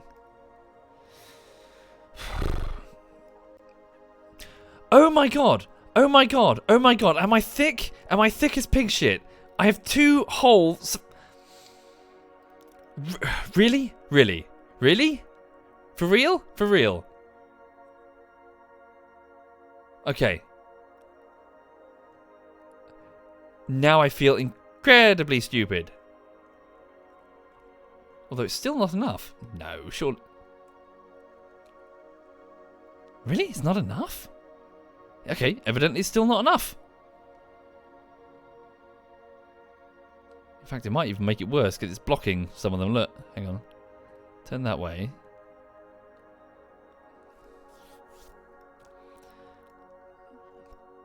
Okay, we should be okay. It's just going to be a bit... Hang on.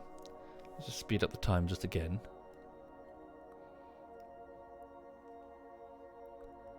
There we go, and then speed that up.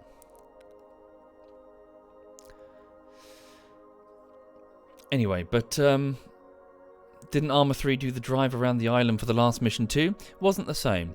The drive around the mission, drive around the island mission at the end of Operation Flashpoint was not the final mission, but it was just an epilogue.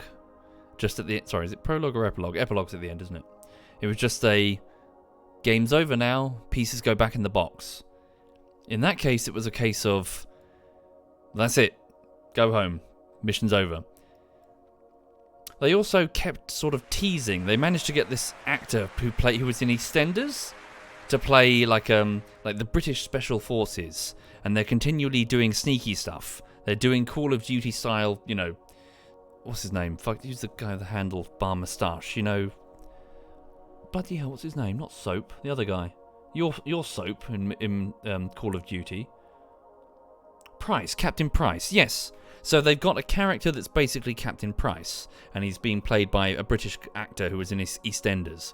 And he's so you're doing the American thing, and then it's like you get like a radio transmission from Captain Price, whatever the guy's name is in Arma 3.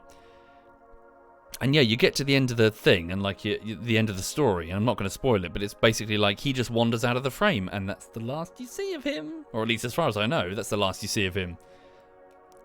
So yeah, it was like, what were you doing? What? I don't know.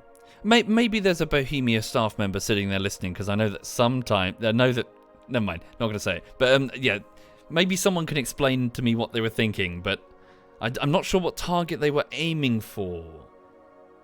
Miller. Was it Miller, his name? It felt like they put these pieces together, and then they thought about their campaign afterwards, which might be what happened, because obviously you're building armor. So it's a great big community-driven thing. People play the campaign once, and then it's straight into the multiplayer. So I get it. But it just didn't feel like anyone had sat down and really thought it through.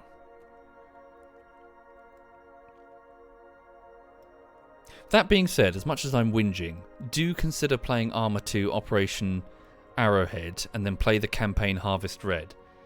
Again, surprisingly good. It impressed me quite a lot. The build-up, the general grounded nature of it, the unexpected attention to detail with things like different endings for just doing something incredibly small. Yeah, it was quite impressive.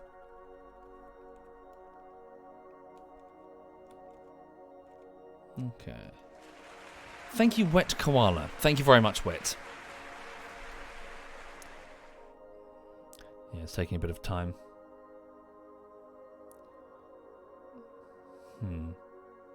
Miller is an armor icon. Is it Epoch? So, sorry, you might need to explain to me then. So, apologies, I haven't actually tried the other. So, there's quite a few different campaigns now for Arma 3. I'm only referring to the first one, the one that it had on launch. Yeah, it's fine, Dodge. I'm just rambling. I don't want. It's fine. Why was it resolved after the fact? Then did they add DLCs that fleshed it out further? Kerry and Miller. Why am I slowing down? So at current speeds, we're going to fly straight past Ceres, so Dres, and continue orbiting around Kerbal. By slowing down, I'm hoping to be captured by Ceres and enter its orbit. Miller was in Apex Protocol. Ah, they brought him back, did they? Ah. Did he just suddenly wander out of frame all of a sudden towards the end of the game and never return? Oh, sorry, another thing. And yeah, sorry, while I'm whinging about Arma 3. The enemy that they picked in Arma 3, they've got the CSAT forces, right? But, oh, they're so generic. I don't know how they managed to do it. They made the most generic enemy possible. And it's not saying much. It's not as if the other enemy forces in Operation Flashpoint or Arma 2 were particularly deep. But you at least got this real sense of they're there. You know, the Russian, you never really saw the Russians. They weren't actually deployed really in the campaign beyond a few odd units here and there, but they were continually being mentioned. They were always this nemesis, this threat. Don't fly north. Don't antagonize the Russians. Stay the fuck away from the Russian airfield. You know, shit, we gotta pull back. The Russians are gonna take this base, you know, as per the treaty, fall back now. It was always like, they weren't just targets to shoot at. They were a presence that was being drawn into the story. And hell, Arma 2 Harvest Red, it was very messy. Very, very messy. You didn't just have Russians, Americans, let's go shoot each other. You had the civilian forces who were caught in the middle of it. You had the resistance forces who were trying to just keep arms. Why were they keeping arms? To protect ourselves. You had the Chidaki, who were native Cherno Russians, who were kind of Russian aligned, maybe also had some Russian advisors in there, but generally were citizens. It was all very messy and intertwined. It was very grounded in that regard. It felt like, okay, this could be a real situation. These peacekeeping forces here to try and stop two sides of the same country from killing each other because they fucking hate each other and have done so for decades, long before the borders were drawn. Arma 3? Generic bad guy. No complexity. No, at least nothing that I just mentioned there.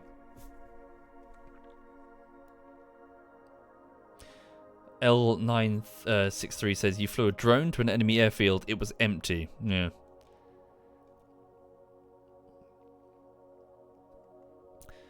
Okay, nearly done. Nearly captured. Keep going. Indeed, it was very, very Bosnia. Yeah, very like Serbs, Bosnia type thing. I'm guessing that was the inspiration, Basset Snake. But yeah, that's what I mean. It felt very... let me explain a scene in Arma 2. Apologies for the spoilers ahead of the fact. So, in the very first mission of Arma 2... So yeah, if you don't want to hear this because you want to play Arma 2 and I've tempted you, just shut me up for like 2 minutes. Just go do something else or something. So, in the very start of Arma 2, you're dropped into this nation, right? So, like, you're dropped in, like, at night, and you've got to... I can't remember the exact mission, but you're like a special forces team. And so you go and attack a town called Pusta, which you might remember from DayZ. And you sort of sneak your way in at night, and you find a bunch of just militiamen, Jedaki militiamen that you're there to fight. And you shoot them, and you find, if my memory serves properly, you find a doctor who is tied to a chair. And you untie him and, and he thanks you. He's been beaten, you see. And then you go into a barn and you find a woman on the ground. She's been raped. It's messy. It's messy and sort of like, here's the horror of it. Later on, you'll march through a forest and just find shit tons of bodies. It's very, like, Serbian type. Yeah, what's the name of the conflict specifically? But it's like mass graves. Sorry, what's that film? You know that scene in the film? Is it Enemy? Not Enemy at the Gate. Behind Enemy Lines. Where he falls into the mass grave in the muddy forest. It's that basically. It's that scene. But all of this happens on like mission 1. So it starts off very strong. Anyway, so the campaign progresses, and later on you meet that civilian woman again, and the doctor, by the way. You meet them.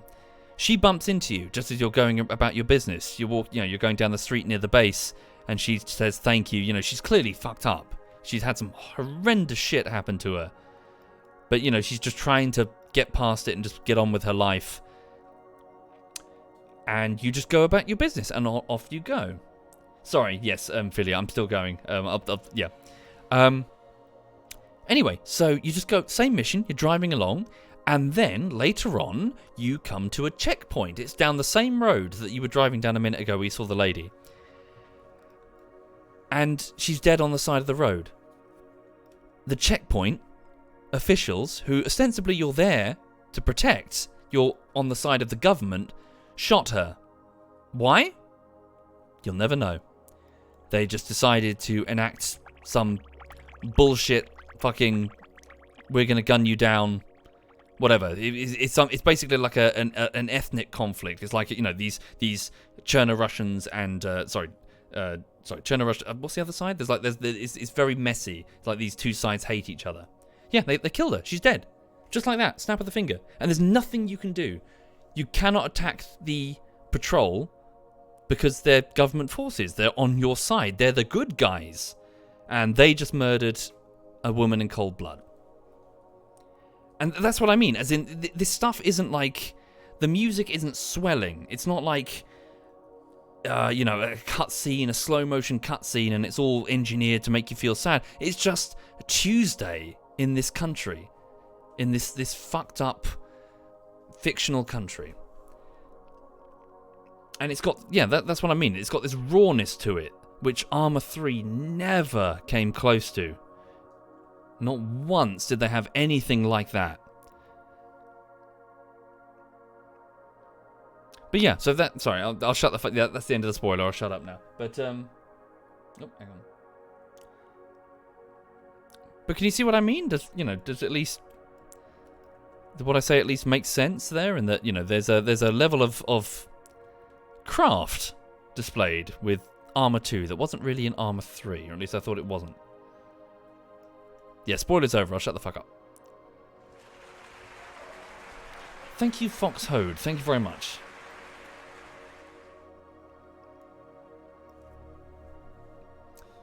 So I don't know what happened. I don't, I'm just some knobhead on the internet. I can't say what happened regarding their development. Maybe certain people left and took their creative vision with them. But Operation Flashpoint and Armour 2 felt much more grounded. One shot will kill you. Much more messy. The conflicts felt real. These fucked up situations felt like, okay, this is kind of plausible. And then Armour 3, bad guys take 5 shots to die, enemy is cartoonishly evil, and they have a doomsday weapon. Fuck, at the end. Fuck. Stupid. It's dumb.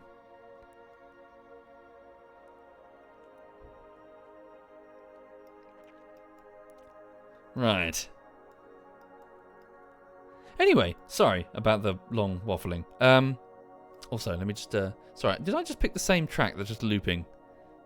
I think I did. Hang on, let me just pick something. Yeah, pick this one here.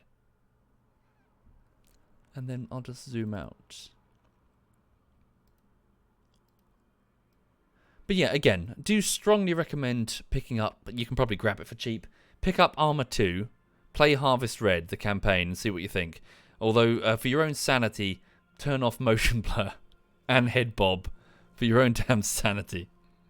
Because they went way overboard on both of those.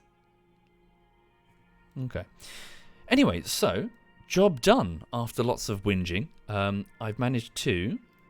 Alright, here we are. So we have a direct connection to the Kerbal Space Center. Now, let's give it a quick save and let's go straight to Dres and see if the probe that I deployed on the surface is still there and ticking. Because now we have a much closer satellite that can talk to you. Hello. Dres rover MK3 on mount MK 1.4. Let's switch to you, shall we?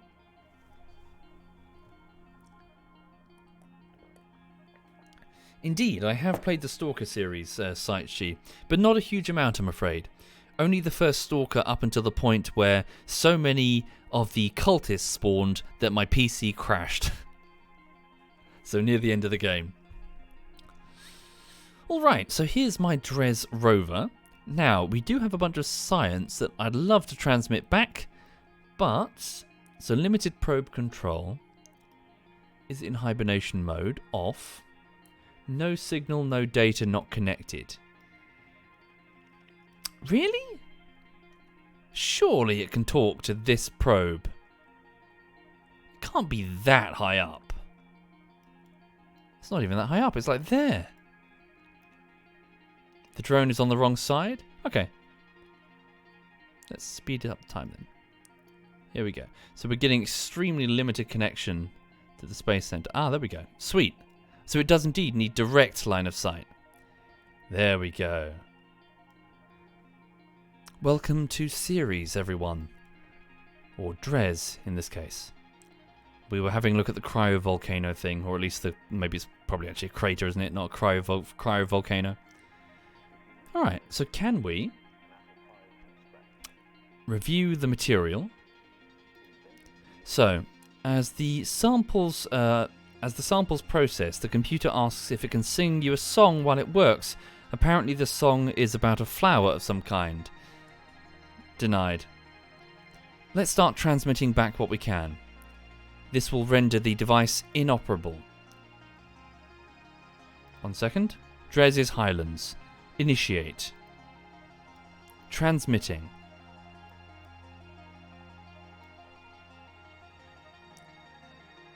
Transmission successful. World first milestone achieved. No, that can't be it. What did we just do? Contract complete, sorry. We've received experimental data from the surface of Dres. Excellent. We had a mission to do that. Excellent. Transmit or recover scientific data from the surface of Dres. Okay. Transfer the gravity data here. Whoops, that's not what I wanted. Review the data, and then transmit it immediately. The sensor sweeps the surface and finds the average gravitational pull to be quite low for a planet. Transmitting back home.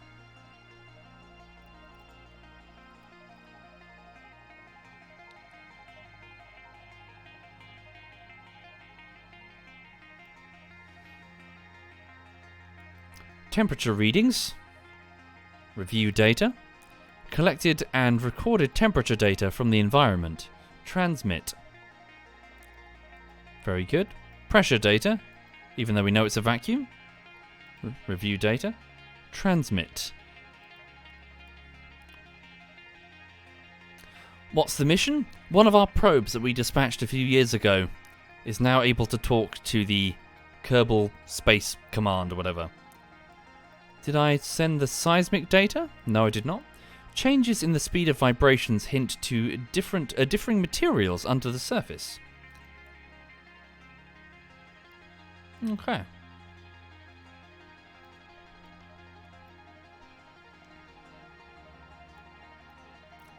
Indeed. Must not forget the data from the arm. Thank you very much, Happiness.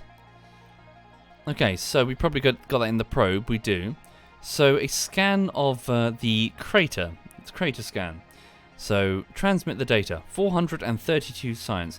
Whilst the smaller craters of Dres formed, when they formed, they didn't kick up nearly as much material as the larger ones, which makes studying them a different sort of scientific opportunity. Also a great place to nap, where Werner can't see you. Your scan has collected all the detail possible. Congratulations. The arm was big enough. Transmit. Bit of a drain on energy. We might have to pull back and use the other solar sail. Excellent.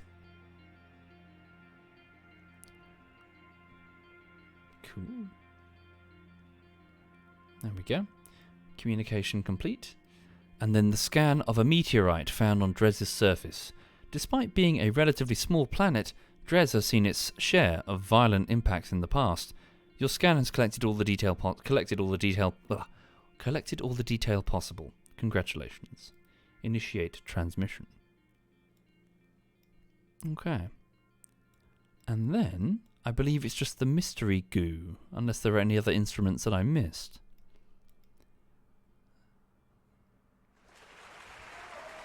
Thank you, Mini Whack. Thank you very much, Mini Whack. Review data. I observe the goo. Transmit. As soon as I can, System 32. Right, very good. So I've only just started System 32. It's only day 3, so it's quite some time. Now let me just have a look at something. Let's open up the KerbNet and set its FOV all the way back. So this is scanning the local environment. Midlands. So we are actually close to a completely different biome. We may as well just trundle over. Set a waypoint for the Midlands. I presume it's over there. Where's the Midlands? 1 second. We may as well take some additional readings of a different biome nearby, eh? Set the site, activate navigation. Oh, it's quite tricky to look at on the nav ball if I can't turn the damn rover. Okay, just zoom in. There we go. So it looks like it's directly, bearing 0, roughly. So hang on, the sun's that way. Yeah, so we want to go that way. Yeah, let's do that then. Let's drive around. Give it a quick save. Switch the brakes off. And reverse. That's not reverse. The other way is reverse. Oh yeah, put the wheels on backwards. Okay. Let's reduce the brakes. And reduce the traction control. And then... What the hell am I doing? It's not going forward, that's backwards. Come on. Brakes, brakes, brakes. Okay, up the brakes. Give me friction control. auto. Friction control up. Up. Okay, then brakes off. And then forward. There we go. If I set the marker as a target, it will show up on the nav ball. True, but I would have to turn the craft itself, right? In order to see it on the nav ball. And right now I've just got... So that's the actual... No, wait, that's there. I can't maneuver that. Yep, open... It's fine, we'll just go this way. I can see that that's north anyway, so we'll just head north slightly. Let's see if we can find that other biome, eh? Shouldn't be too far away, especially if we can detect it with the very limited field of view for the rover. I should see an arrow on the nav ball. Can you?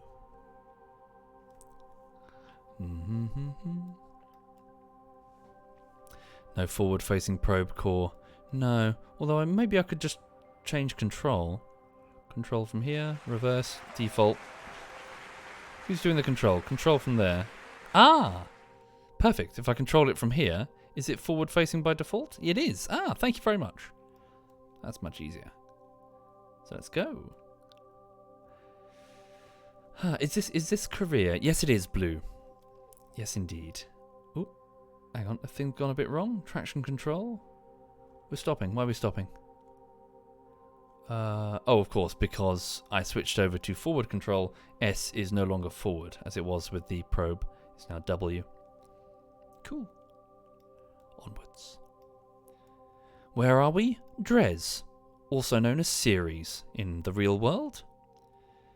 When Ceres was first spotted, astronomers were very eager to name it as a new planet. But when it existed purely as a blurry smudge on a telescope, not much was known about it. But of course, we realise now it's very, very small, and it's just a particularly large asteroid, really. The largest, in fact. Okay. Thank you, Dark Gluttony. Thank you very much, Dark Gluttony. Yeah, all good. Thank you, Dark Gluttony. I'm quite tired, though, this evening. Sorry if I sound not very energised.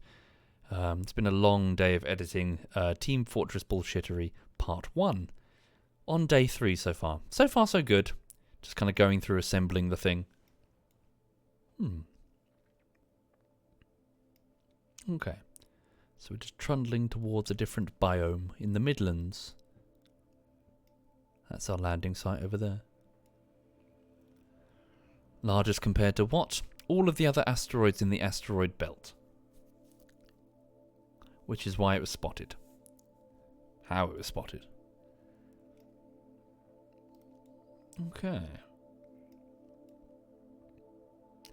So we're moving at 9.1 meters per second across the surface. Oh, hello. We must have gone past it because the waypoints. Hold the phone. Brake, brake, brake, brake, brake, brake. So let's see if we can take some readings here and see if they'd be any different. So, observe mystery goo from Dres's Midlands. So we haven't done that one. So yeah, the last one was the Highlands, wasn't it? So, transmit this data. Nice. We get fresh data by moving to a different biome. So I've got another one there that I can utilise. Okay, you don't... Sorry, why did I put multiple... Oh, of course, in case I wanted to store them and couldn't transmit them. Okay, so... Oh, in that case, I can surely just transfer the science to the drone. I should have done that next time. Never mind. So transmit the temperature data. The gravity data. Yeah, do that as well. Starting transmission. Pressure data. Okay. Seismic data. Periodic bombardments appear to be causing slight vibrations and surface quakes. Cool. Anything else? Have I missed anything? Can't do the Science Junior module. I'd need to restore it, so replace samples with a scientist. Okay. So, are there any other biomes in the region? Let's have a quick look. Access CurbNet. Field of view. Refresh. No. Other way? It's a very tiny field of view. Midlands, Highlands, Ridges. There's some ridges over there. We'll have a quick look. Ridges, Ridges, Lowlands. Did we do Lowlands? Midlands, Highlands. There's Lowlands. Lowlands and Ridges. Go check them out. So where's the lowland? Hang on. Ridges, ridges, ridges. There's ridges. Let's put a waypoint. Ridges, waypoint, and then over here, Midland, Midland, Midland, Highlands, Lowlands, there. Waypoint added. Stand by. Oh, they're actually two different directions. Which one then? Let's go for the lowlands first, eh? That might be ridges that we can subsequently go to. Turn to face, and off we go. Yeah, we'll probably just find ridges over there. By the sounds of it, have I landed in Scotland? No, not enough iron brew up here. Okay. Plus, I'm English. I would have been murdered already. Alright.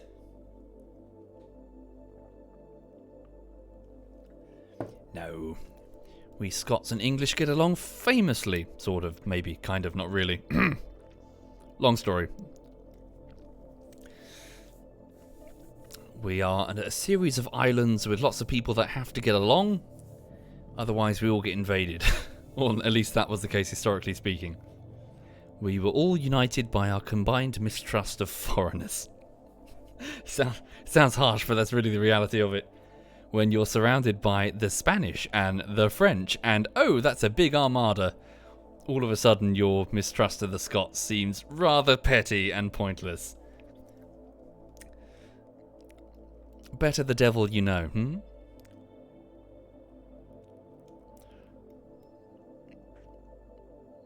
Or in the case of the Scots, well, in the case of all of them, better that than Catholics. It was the going thing, wasn't it? It's like, yes, they're nice, but they're Catholic. We must kill them. That was kind of weird. Don't ask. Thank you, Asherai. Thank you very much, Asherai.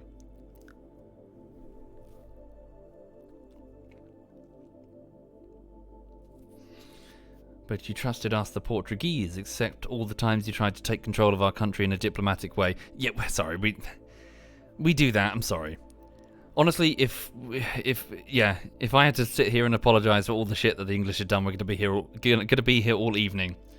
We are an incredibly despicable country. Yeah. Oh, the weather's lovely. Look at the weather's lovely. Yes, we are the cartoon bad guys on the Death Star, aren't we? As Eddie Izzard would put it. Oh, Lord Vader. It's just the rebels, sir. They're here.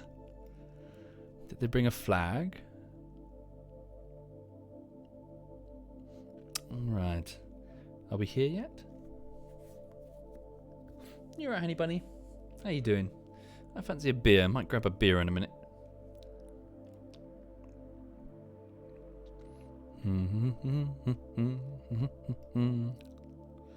Return the artifacts, you thief. Hey. Or, you know, we were just sailing. We were just sailing around, okay? And then there were all these lovely statues just lying out in the open. You know, I had to, get like a few guys with some chisels up that ladder, but they were just, beyond that, they were just lying around. It's fine.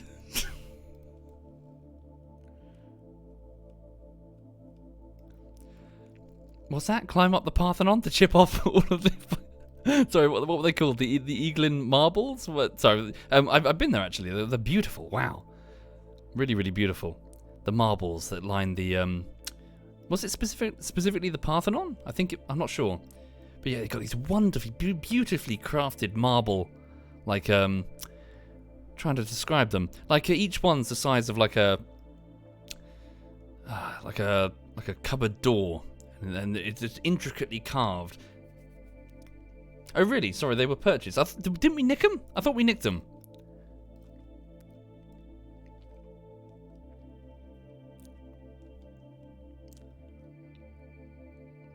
Anyway, there's a lot of shit we've nicked.